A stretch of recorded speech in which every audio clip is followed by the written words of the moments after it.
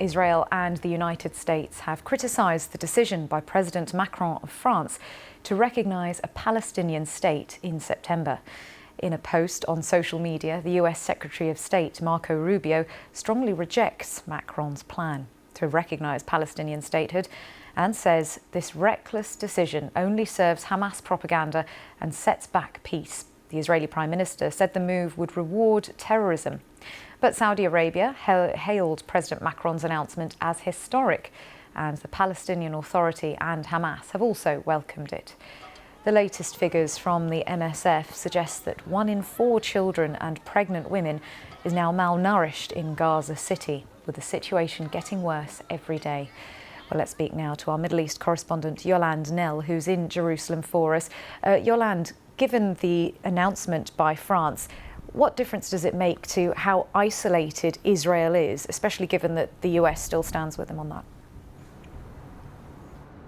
I mean, certainly this will add to the feelings of growing international isolation that Israel has been facing in recent weeks. It is very heavily lobbied against its allies making such a move. The Palestinians, meanwhile, have been calling for such a move to be made for years, and you have already about 3/4 of the member states of the UN that recognise a sovereign Palestinian state on pre-1967 borders, but really notably not many countries in Western Europe. So, you know, Israel's always rejected this idea, saying it would be a unilateral move.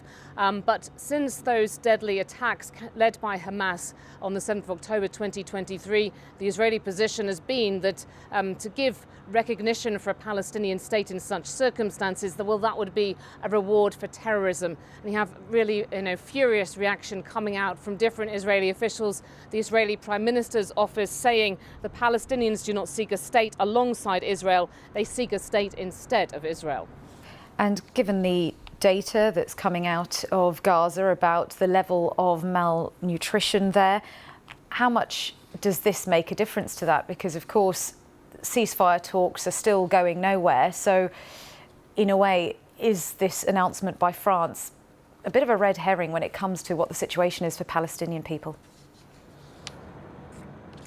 I mean, I think among the international community, there's been a lot of frustration about what's going on the ground, how they could try to set a path back for a long-term resolution of this decades-old Israel-Palestinian conflict and revive the so-called two-state solution, which is the long-time international formula for peace here.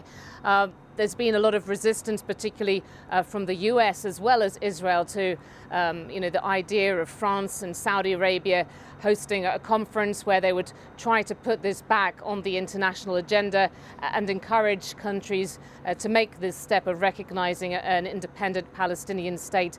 For Palestinians, well, they say that, this is a way to overcome a long-time impasse in the talks. But Israel's always said that, it needs direct negotiations between them and the Palestinians to resolve their outstanding issues.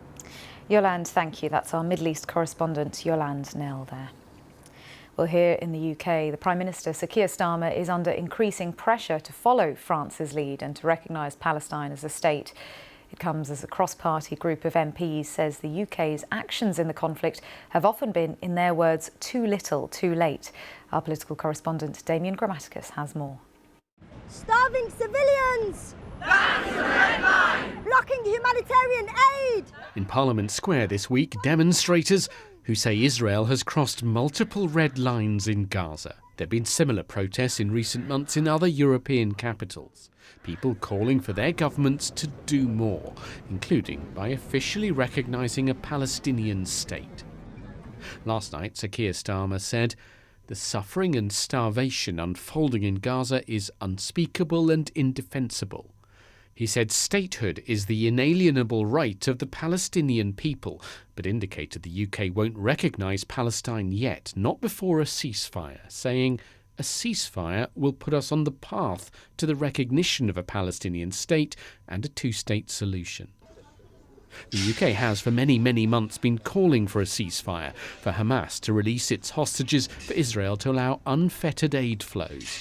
The UK's impotence to achieve any change on the ground has prompted an influential group of British MPs to say the government must now take a different approach. In its report on the conflict, Parliament's Foreign Affairs Committee says all its 11 MPs, Conservative, Labour and Liberal Democrat, believe there needs to be a Palestinian state to ensure a lasting peace. What divided members of the committee, though, was whether to recognise a Palestinian state now.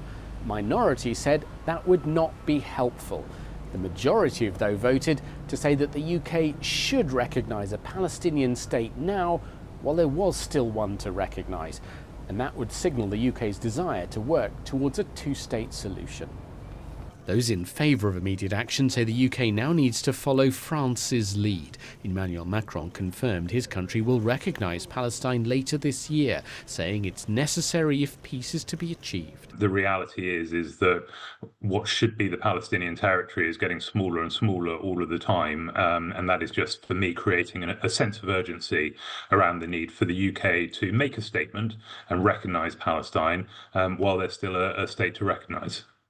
The UK, the report adds, should use its influence with the US to try to bring an end to the conflict, because up until now, it says, the UK's actions have consistently been too little, too late.